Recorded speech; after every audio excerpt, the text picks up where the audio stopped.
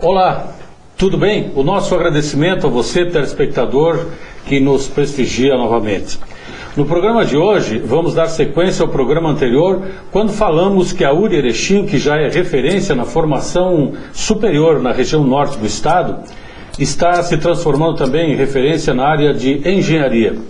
A universidade, como dissemos, possui os cursos de engenharia mecânica, engenharia civil, engenharia agrícola, engenharia de alimentos, agronomia, e estará oferecendo a partir do vestibular de verão deste ano, no final do ano, portanto, o curso de engenharia elétrica. No programa de hoje, contamos com a presença dos coordenadores dos cursos de engenharia agrícola, professor Sérgio Henrique Moser, de engenharia de alimentos, professora Gessiane Toniaso, e de agronomia, Antônio Sérgio do Amaral. Estes três cursos, é importante salientar, fazem parte da área de ciências agrárias. Tudo bem, professores? Tudo bem, tudo tranquilo. Vamos à primeira colocação, então. Podemos começar com o professor Antônio.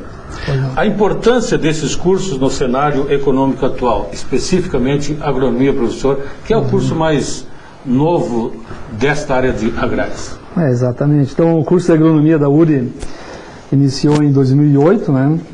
Estamos aí já com 5 turmas e nos preparando para formarmos aí a primeira turma no final do ano. E a importância, então, do curso, ela é bastante grande, né? Já que hoje em dia, nesse cenário agrícola, com o mundo globalizado, há cada vez menos espaço para amadores ou espectadores, né, no mundo da agronomia. Então a gente precisa cada vez mais formar profissionais mais preparados, né?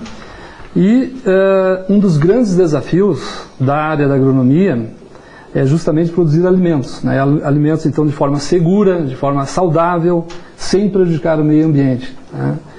Então, visando atender o expressivo aumento da população nos próximos anos. Então, existe uma estimativa da ONU, revelada agora no final de 2011, que a população mundial poderá atingir até 8 bilhões de pessoas até 2025 no mundo. Haja alimento, né, professor? Exatamente. O profissional, digamos assim, mais responsável pela produção de alimentos de forma segura é o engenheiro agrônomo. Mas tem uma alternativa, e de repente os outros coordenadores podem nos auxiliar também nessa colocação, que é o desperdício de alimentos, né? Existem levantamentos também de que em alguns produtos, até 30% de produtos são jogados fora. Como corrigir isso, professor Sérgio? O que acontece é que, na verdade, a gente não pode mais analisar a agricultura de uma forma linear, né? Então você tem que enxergar ela hoje como um complexo agroindustrial, né? Onde isso que o Antônio coloca da questão da produção de matéria-prima é vital, evidentemente é vital, né? E os agrônomos e a pesquisa têm feito seu papel, né, Antônio? Exato. Quer dizer, hoje de manhã eu comentava com outro colega, né? Se saiu de uma produtividade lá de 70 sacos por hectare de milho, hoje já se tem aí o que, Antônio? 200 e poucos sacos de milho por hectare. Quer dizer, o que foi isso aí? Isso aí foi avanço tecnológico, foi pesquisa, né? Aí entra a pesquisa oficial, a própria Embrapa, uma empresa respeitadíssima, né? A pesquisa privada, feita pelas empresas. Então, tudo isso contribuiu para um ganho de produtividade. Mas só isso, como tu coloca, não é suficiente. Quer dizer, eu preciso lá da engenharia de alimentos para transformar essa matéria-prima da melhor maneira possível, né, e utilizar ela da melhor maneira possível. Então, essa visão unilateral ela não serve mais. Eu tenho que pensar em matéria-prima, eu tenho que pensar em processamento desse alimento, eu tenho que pensar na comercialização desse alimento, eu tenho que pensar na logística desse alimento. Uma das grandes razões das perdas hoje do alimento, especialmente no Brasil, é um problema logístico, um problema de estrada, um problema de armazém, um problema de silos adequados, enfim, é todo um conjunto, né? de estrutura, de políticas que precisam ser trabalhadas para que esse desperdício diminua. Inclusive a maneira como as pessoas usam o alimento. Quer dizer, o assunto é a maneira de processar, a maneira de conservar o alimento processado. Quer dizer, tudo isso. Então, veja bem, ó, a importância vai lá da semente da agronomia, a variedade que o agrônomo vai recomendar na utilização da lavoura, a tecnologia da máquina que vai fazer o plantio, que passa pela engenharia agrícola, até a indústria lá que o engenheiro de alimentos vai gerenciar e tocar, enfim, fazer acontecer, né? E até a responsabilidade do dono do supermercado de manter a temperatura do balcão frigorífico em condição adequada para que não estrague o alimento. É uma responsabilidade coletiva, né? Exatamente. Então, é todo um conjunto. Por isso que às vezes a gente vê assim, mas né, olha, aqui está o grande problema. Não, o problema normalmente não está... não pode ser visto de forma única, tem que ser visto de forma sistêmica, ampliada, uma cadeia produtiva complexa. Não é algo assim, seria bom se fosse simples, né? Seria ótimo se fosse simples, mas não é. Não é assim. Não é assim. Professora Gessiane, eu acompanhava esses dias o encontro de egressos do curso, assim como dos demais cursos também, com exceção do Antônio, que ainda não teve os egressos, né? Ainda não. Mas eu verificava que o profissional do engenheiro de alimentos está sendo também de extrema importância dentro do agronegócio, né? Com certeza, Ademar. A engenharia de alimentos, no nosso campus, é a engenharia mais antiga. Mas das engenharias, no âmbito nacional, ela é a mais nova. É uma das mais recentes a serem criadas, né? E ela tem uma grande importância, e essa importância ela está cada vez mais sendo levada em conta. Então, a demanda por engenheiros de alimentos está cada vez crescendo mais, e segundo a ABEA, que é a Associação de Engenheiros de Alimentos, para os próximos 10 anos isso vai continuar, essa demanda vai continuar crescendo. Né? Por quê? Porque as indústrias, e nós estamos, a URI está, o curso de Engenharia de Alimentos da URI está situado numa região onde a gente tem várias indústrias de alimentos que estão absorvendo, que estão se preocupando com o desenvolvimento de novos produtos, com o aproveitamento da melhor forma possível da matéria-prima, né, que a gente tem na região, por ser uma região bastante agrícola, com muitos frigoríficos, laticínios, né? Então a gente tem a matéria-prima, a gente tem as indústrias e tem o espaço para os engenheiros de alimentos também. Então existe bastante procura, essa procura vem crescendo e a gente tem o retorno da indústria, né, com os nossos egressos. Através da semana do egresso que a gente teve, que a gente pôde trazê-los de volta para a instituição, para que eles colocassem as experiências deles, né?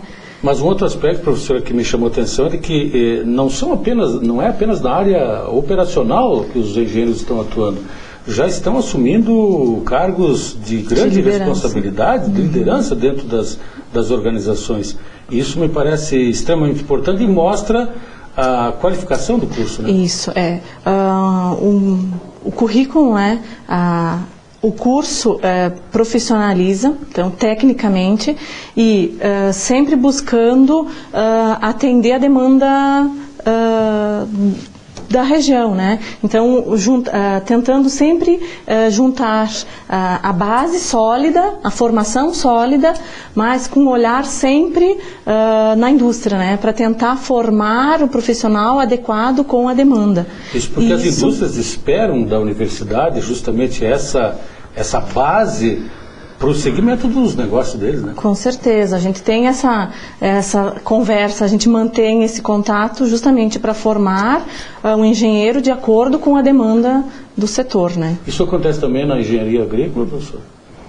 Eu acho que ocorre no departamento como um todo.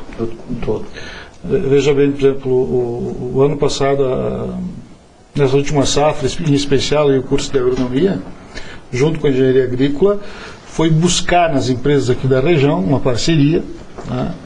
Nós convidamos e as empresas vieram participar conosco, né, Antônio? Uhum. Tá? para implantar dentro da área da universidade áreas de observação. Né? Então, foi lá o que, Antônio? Soja, milho... As principais culturas de verão. Culturas de verão. Né? Então, foi e está sendo feito esse tipo de trabalho. Né?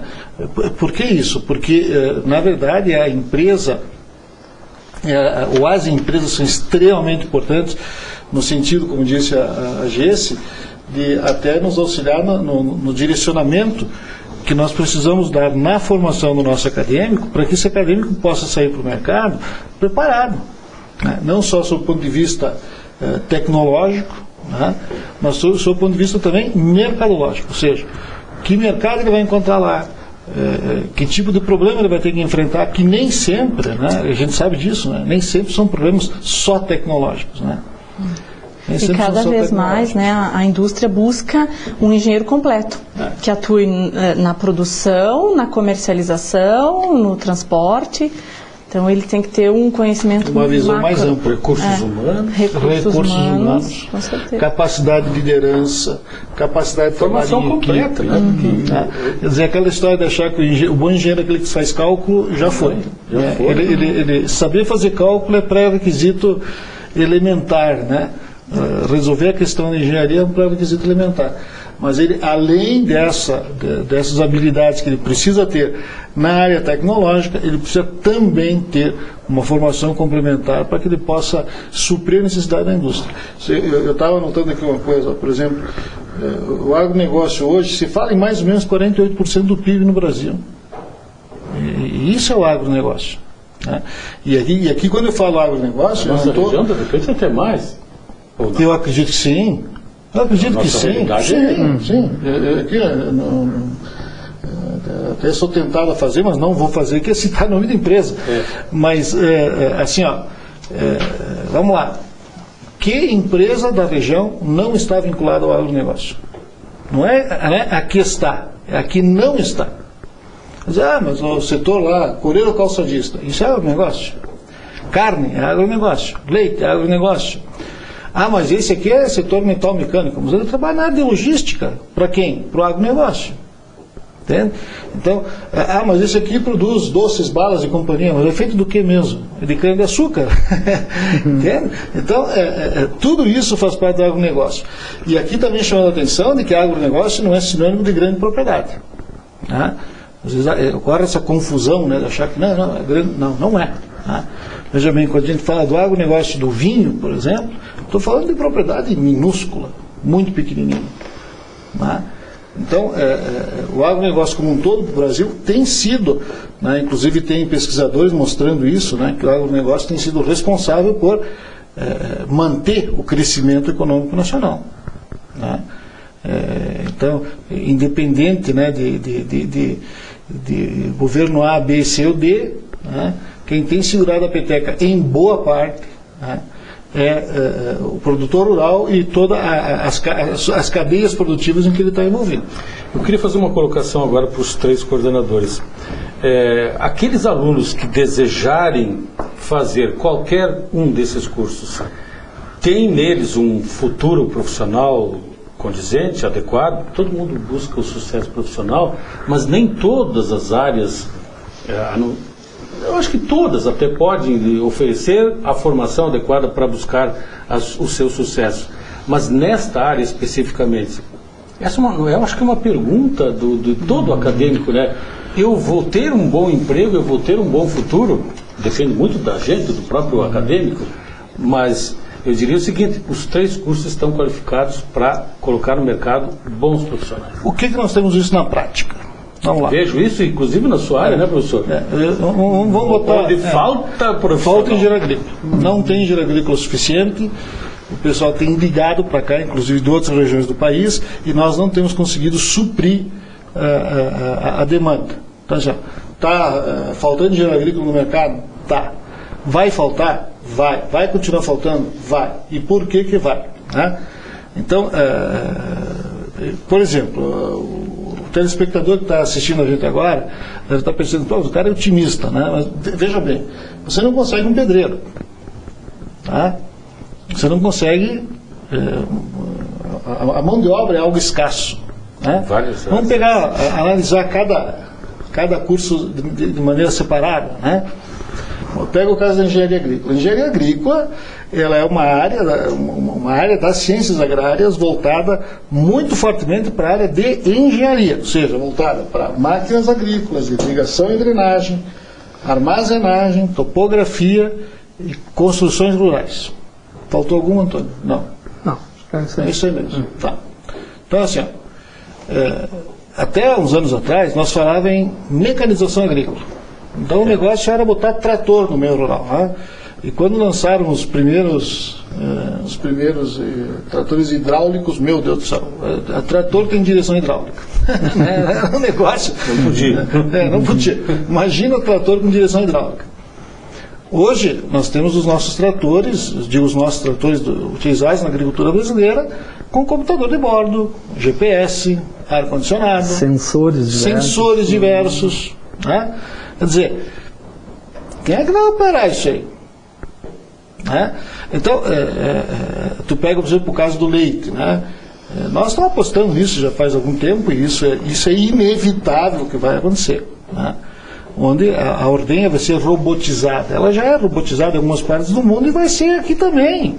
Por uma razão muito simples. Não tem gente disponível para todos os dias, durante 365 dias por ano, né? Fazer a ordenha dos animais 2 vezes por dia. Quer dizer, isso vai ter que ser automatizado. Não é mecanizado, é automatizado. Vai ter que ter um robô que vai lá e faça isso. Bom, quem é que vai projetar esse robô? Quem é que vai fazer a manutenção? Quem é que vai instalar? Entende? Eu comentava esses dias com os colegas, nós agora recentemente fazendo uma revisão de alguns documentos nossos internos da URI, né? Erechim tinha 10 mil habitantes no meio rural, em 2000. Você 2000, está adolescente agora, 10 anos. Tá? Tinha 10 mil pessoas morando no meio rural. Agora, em 2010, no último censo, veio para 5.500. Né? E eu aposto os 10 dedos das mãos. Tá? 2020 vai para 2.500 a 3.000. Não passa disso de jeito nenhum. Então, mas o que está acontecendo? Está acontecendo, primeiro, uma tecnificação violentíssima na área agrícola. A agricultura de precisão hoje, ela já não é mais ficção científica, né, Antônio? Já não é mais ficção científica. A área do Antônio, que é mais específica, que é a área de fertilidade, está indo toda ela para esse lado. A área de biotecnologia também, plantas geneticamente modificadas, isso aí é um avanço. É irreversível isso aí. O meu pai, que sonhava em ser engenheiro agrônomo, e virei jornalista, tu acha que eu fiz uma boa escolha ou poderia ter feito agronomia? Sinceramente, acho que devia ter feito agronomia. Não, estou brincando, acho que existe espaço e é o aluno que faz o curso, né, e depende muito da vocação, não tem dúvida. Né, hoje nós conversávamos com um colega e dizia assim que a agricultura já não é mais, ela vai deixar de ser destino. Né? O camarada nasceu filho do produtor, vai ser produtor. Não, ele vai ser uma opção. Né? O camarada vai ser agricultor, vai ser uma opção ser agricultor. Nós temos vários casos, né, Antônio, de egressos nossos, né, que, por opção, retornaram às suas propriedades. Por opção. Então, mas então todos eles vão voltar? Não. Mas uma das opções é essa. Outros estão fazendo a opção de trabalhar fora do Rio Grande do Sul, né? Piauí, Mato Grosso, Maranhão, companhia limitada. Né? Outros estão trabalhando na área de vendas, outros estão trabalhando... Enfim, são opções diferentes. É um leque, né, que está em aberto. Né? Nós não podemos esquecer também, né, gente, que o grande empresário, ou empresário, não precisa ser grande necessariamente, ele, para diversificar o seu negócio, também ele diversifica com a agricultura. Ele pode ter o seu negócio aqui na cidade totalmente diferente, não, porque tu dizia que a gente está atrelado de qualquer forma à agricultura, mas ele, na diversificação, opta muito pela agricultura. Né? Com certeza. E não só empresário. Hoje de manhã nós discutimos esse assunto. O trabalhador, por exemplo, hoje tu tem, aqui na região de Erechim é pouco isso. Mas na região, por exemplo, de Caxias tem muito isso. Né? O trabalhador urbano, aquele camarada que trabalha dentro de uma indústria de alimento, né? mas que mora no meio rural, né? Ou dentro de uma indústria que não fosse de alimento, fosse uma outra qualquer, né? Ou metal mecânico, ou têxtil, ou coisa assim, e ele faz o seu turno de trabalho dentro da indústria e mora no meio rural e também produz. Entende? Então, isso também é uma tendência que já vinha, na Europa isso vem acontecendo há muito tempo, e agora aqui na região mais recentemente. Outra tendência completamente nova, um outro perfil, né? Eu queria conversar com a Gessiane, a professora Gessiane, um pouquinho, porque dentro da nossa universidade nós temos uma característica nesta linha, que é de que aquela pessoa que ingressa lá no ensino fundamental, ela pode ir até o doutorado na sua área profissionalmente, especificamente. Isso. E é uma área extremamente reconhecida já pelo Ministério, a nível nacional. A senhora pode detalhar um pouquinho mais a respeito disso? Isso, então, quem optar, né, por engenharia de alimentos, ou não necessariamente, porque outros cursos também podem vir a cursar mestrado e doutorado em engenharia de alimentos, né? Então, a URI tem um programa de pós-graduação em engenharia de alimentos, que é pós-graduação, formação, mestrado e doutorado. Então, esses cursos, eles são reconhecidos pela CAPES, né? Tem conceito 5, a CAPES, e a gente tem vários alunos aí fazendo, né? Inclusive egressos da graduação que estão fazendo, cursando mestrado e doutorado, e se colocando, né? Porque a outra linha que está de procura dos engenheiros de alimentos são as faculdades. Então, eles estão buscando se profissionalizar academicamente para poder atuar também nas universidades e nas entidades de pesquisa, né? Instituições de pesquisa. No encontro de egressos, né? No nosso encontro de egressos nós tínhamos, Tem né? gente concluindo doutorado já se dedicou e que se identificou mais com a linha do magistério do que a própria profissão em si, né? Inclusive a gente tem experiências de egressos que concluíram a graduação, foram para a indústria, retornaram para continuar a vida acadêmica, né? Tiveram as duas experiências, né? Mas eu não queria encerrar o programa de hoje sem antes falar de um tema bastante importante, que é justamente desta área de agrárias, que é sobre o programa de apoio aos que desejam frequentar esses cursos. O professor Sérgio, que talvez o maior culpado por ter aparecido esse projeto dentro da universidade, que poderia nos falar a respeito disso, então, professor. Essa foi mais uma linha, né, Ademar? Mais uma linha. Então, dá para dizer que é a única, porque na verdade não é. Então, essa foi mais uma linha, o que a gente detectou, né? Mas que demonstra, né, professor Sérgio, desculpa a interrupção, a preocupação da universidade com o meio agrícola. Não, sem dúvida. Eu acho assim, isso talvez não seja exatamente o meu papel, né, o papel do reitor ou do diretor, sim. Mas assim, a universidade, a URI, ela é uma universidade comunitária, voltada para a comunidade, para resolver os problemas da comunidade. E quem é o proprietário da universidade é a comunidade. Então, isso a comunidade tem que saber. E por isso que a URI faz o que faz. Então, dentro dessa lógica de ser uma universidade comunitária, se percebeu o seguinte, olha, o produtor, mas eu não tenho condições de pagar. Né? Bom, então, o que a gente percebeu assim, foi primeiro, falta de informação. Né? Quer dizer, olha, aquela informação, por exemplo, do FIES não está chegando lá. Ele não está sabendo, porque ele tem crédito agrícola, crédito educativo. Né? Que é uma excelente forma de financiamento. Excelente forma de financiamento. Aí se criou essa equivalência produto, né? Porque às vezes o produtor diz assim, não, mas eu não gosto de fazer dívida. Né? Se tu for olhar o produtor rural aqui da região, a grande maioria procura manter uma poupança. Por quê? Porque é cultural. O cara diz assim, olha, se eu precisar de um recurso, eu tenho a minha poupança. Então, o grande, o pequeno, mas normalmente o camarada procura manter. Por quê? Porque ele sabe que no momento que ele precisar, ele tem onde se socorrer. Né? É o banco dele mesmo. É o banco dele mesmo. Então ele diz assim, bom, se eu puder negociar alguma coisa, tá? Não em dinheiro, mas em produto, porque a moeda de troca do produtor é o produto. Então o raciocínio dele é feito dessa forma. Então o que nós fizemos? Nós aproveitamos aproveitamos, não, nós entendemos que essa maneira de pensar tinha que ser atendida, porque se tu falar assim, olha, em real é uma coisa, mas em produto, não, mas se for em produto eu quero. Né? Então o que se fez, o que está se fazendo melhor, né? Para aqueles alunos que estão ingressando, né, a gente faz o seguinte, caso o produtor deseje, ele transforma o valor da mensalidade dele em produto. Em que produto? No produto que ele produz. Com quem que nós temos hoje convênio? Com a Cotrel. O convênio com a Cotrel está assinado, está bonitinho, está tudo regularizado. Né? Então, o produtor hoje, sendo sócio da Cotrel, ele faz essa transformação. Ah, mas e se ele não se enquadra nisso? Bom, tem outras formas de financiamento, quer dizer, às vezes a gente até faz questão de dizer isso. Hoje não estuda quem não quer, né, mano? Não estuda quem não quer.